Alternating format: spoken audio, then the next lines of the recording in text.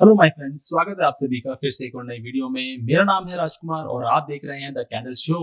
आज की वीडियो आप लोगों के लिए बहुत इंपॉर्टेंट होने वाली है क्योंकि आज मैं आपको बताऊंगा बड़े टाइम फ्रेम से छोटे टाइम फ्रेम पे हमें लेवल्स कैसे फाइंड करने होते हैं और कैसे हमें कंफर्मेशन मिलती है, कौन सी कैंडल पे हमें रिस्क लेना चाहिए, कौन सी कैंडल पे हमें छोड़ना चाहिए। और ये वीडियो बिगिनर्स के लिए बहुत इंपॉर्टेंट होगी क्योंकि बिगिनर्स को अभी कुछ भी समझ नहीं आ रहा होगा मार्केट में हमें चार्ट कैसे देखना होता है और कैसे लेवल्स फाइंड करने होते हैं। तो मैं आज आपको पूरा सब कुछ बताऊंगा, तो वीडियो को आप पूरा देखना। वीडियो अच्छी लगे तो लाइक और चैनल को सब्सक्राइब कर लेना ताकि मैं ऐसा वैल्यूएबल कंटेंट आप लोगों के लिए लाता रहूं, बनाता रहूं, आप लोगों को सिखाता रहूं।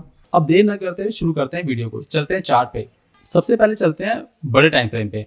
ये निफ्टी 50 का चार्ट है और बड़े टाइम फ्रेम से छोटे टाइम फ्रेम पे चलेंगे ताकि लेवल्स हमें और क्लियर होते जाएं। तो बड़े टाइम फ्रेम पे हम मार्केट का जो ओवरऑल व्यू होता है वो निकालते हैं, उसके बाद हम छोटे टाइम फ्रेम पे चलेंगे। बड़े टाइम फ्रेम पे अगर हम निकाल के देखें ना, सबसे पहले अपना ये निकलेगा, ये ऑल टाइम हाई है, ये रेसिस्टेंट है, मार्केट का ऑल टाइम हाई भी है। और मार्केट ने यहाँ से देखो कितना बड़ा रिजेक्शन लिया, कम से कम 2680 पॉइंट के आसपास यहाँ से रिजेक्शन लिया है, जो निफ्टी 50 में काफी बड़ा नंबर है। अगर हम सपोर्ट निकालें ना यहाँ से, तो देखो सपोर्ट कहाँ निकलेगा, ये सपोर्ट है। अब देखो ये रेसिस्टेंट है और ये सपोर्ट है, हमें दोनों लेवल मिल गए हैं बड़े टाइम फ्रेम पे। अब चलते हैं इसे छोटे टाइम फ्रेम पे ताकि चीजें और ज्यादा क्लियर हो जाए हमें। अब चलते हैं 4 आवर के टाइम फ्रेम पे। देखो 4 आवर के टाइम फ्रेम पे अगर हम मार्केट को देखें ना, तो मार्केट हमें कुछ इस तरीके से दिखेगा और लेवल्स भी हमारे देखो प्रॉपर है। यहाँ रेसिस्टेंट था और यहाँ सपोर्ट है, यहाँ से सपोर्ट लेके मार्केट ऊपर की तरफ गया था और यहाँ से मार्केट ने रिजेक्शन लिया था, इसी जोन पे सपोर्ट लेके दोबारा मार्केट ऊपर गया। ठीक है, तो अब देखो यहाँ से दोबारा मार्केट इस जगह से रिजेक्शन लिया और नीचे आके दोबारा ऊपर गया और यहाँ से दोबारा रिजेक्शन लिया। तो एक लेवल देखो अपना ये भी निकल के आ रहा है, इसको भी हम रेसिस्टेंट बोल सकते हैं। ठीक है, अब 4 आवर के टाइम फ्रेम पे एक जोन और निकल गया और अगर आप देखें ना तो एक जोन अभी और निकलेगा। देखो यहां से ये,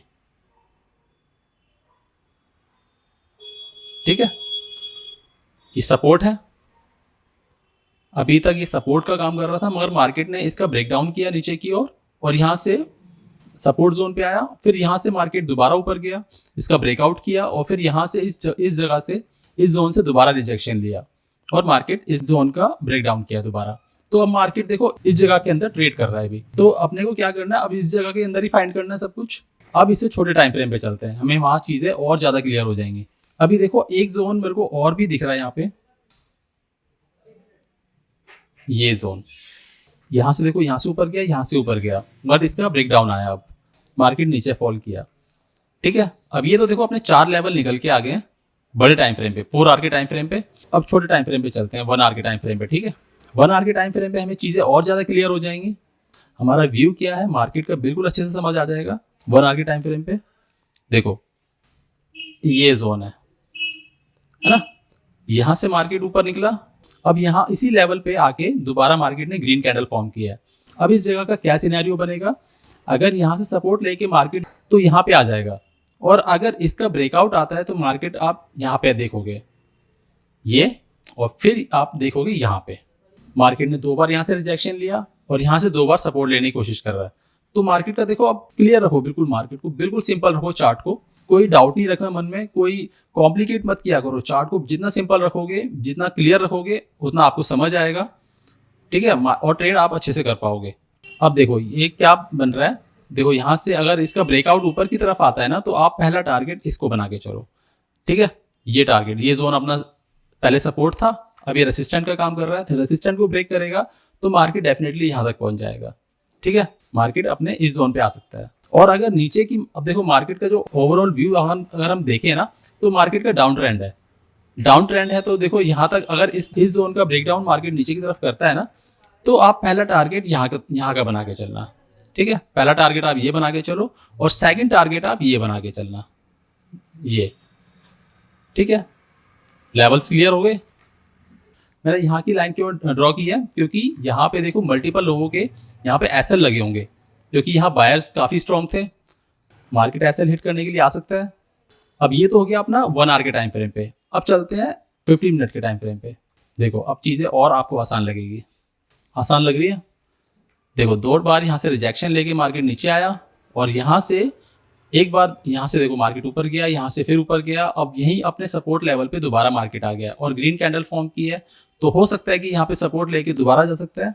अब आपको यही चीजें फाइंड करनी होती है ट्रेड अच्छे से करने के लिए।